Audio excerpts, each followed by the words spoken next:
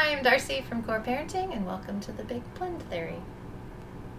The more that we as collective adults can start to see ourselves as team members in a child's family, right? So we have to let go as adults of the them versus us. I separated from this person. I'm done with them. Yeah. And I am family of this child who is family of this person, and that makes me family still with this person. And the more that we, as much as possible, I mean, there's some realities of conflict and dysfunction and things that make it more or less, although I feel like if people want to work hard enough at it, they can find a way to find a common language to talk about their children because they are family with the children. So to some extent, there's the responsibility of the parents to kind of step up and talk with each other about, what's happening in the overall rhythm of the child's life. The second thing is to remember that as much as we feel like it impacts us, that life is like this over here and then it's like this over there, the person who it's impacting the most is our child, right? They're the ones that have to go back and forth between different cultures and different norms and different expectations, different language. And I don't mean like Spanish versus English. I mean, at this house we say, I need space. And at this house I say, get away from me. And there's different kind of like cultural norms that develop in each family's rhythm. And the kids have to learn how to go back and forth from that.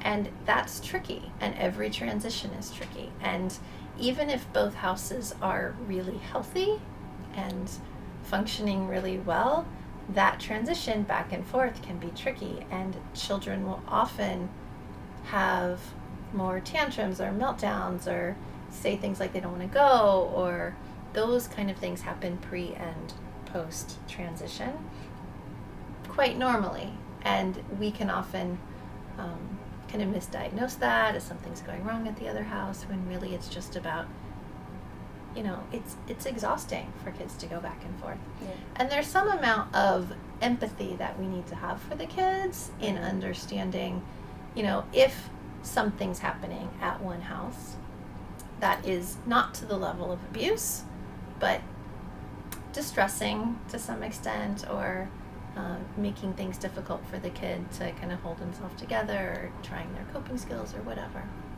So tricky but not abusive. Understanding and kind of being empathic with them in a loving, non-judgmental way of the other house. So, kid comes back and they had 8 pounds of sugar and they're melting down and having a really hard time, and saying, it's, really special that you get to have all those treats at mom's house, and it must feel really good to do that, and it's really hard to come back and then not be able to have it. That's probably pretty hard for you to be able to go back and forth like that. I totally get it. So to validate their experience of, they have to negotiate 2 worlds in a way that you don't. That world's bad. Mm-hmm. We're over here. That world's bad. They don't get that luxury. They have to go back and function in that world and function in your world. In the event where there is, real life trauma, how do you start? Yeah. In a healthy way? No matter how hurtful, harmful, abandonment, abuse, it doesn't matter. That child loves that parent, mm-hmm. and feels very conflicted in the situation. I mean, even if a child understands or knows or, can see that they're better off without the parent or whatever, that it's such a strong feeling. So it's really important that no matter how ugly the situation, that we refrain from initiating any conversation with the child that that paints that parent as bad. Like if, she's missing her mom, or she says, you're not my mom, it can be really tempting to say something like, well, she's not here. Yeah. Your mom's not here, Yeah. or your mom did this, or your mom did that, and I bite my tongue off right. at times, but I'm doing it. Yeah. The thing is that they know what their mom did, and at some point they may come to another parent for clarification, for I want to talk about this. I want to.